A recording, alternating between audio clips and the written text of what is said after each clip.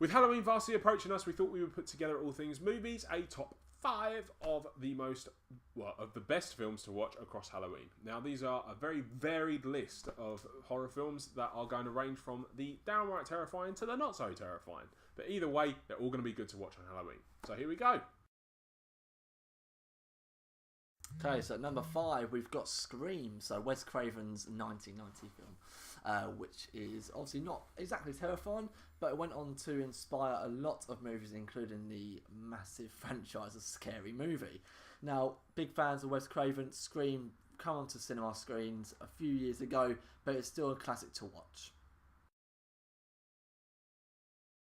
And at number 4...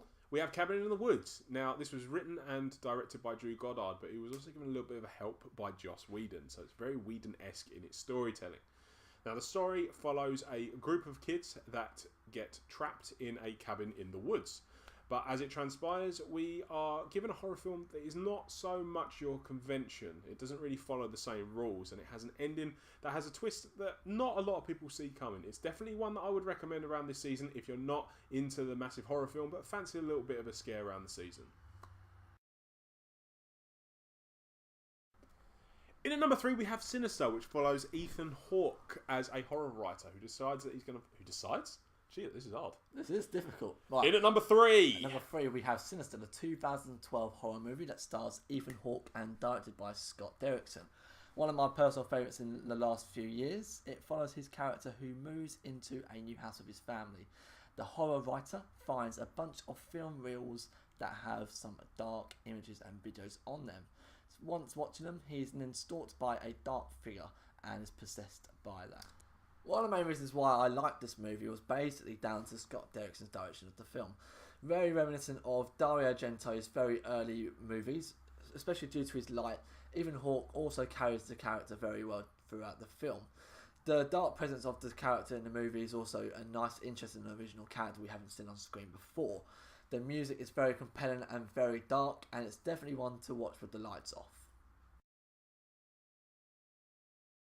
So in at number 2, we have The Shining. Now, the classic horror film directed by Stanley Kubrick is one that is on every horror film's list, but is there for a reason.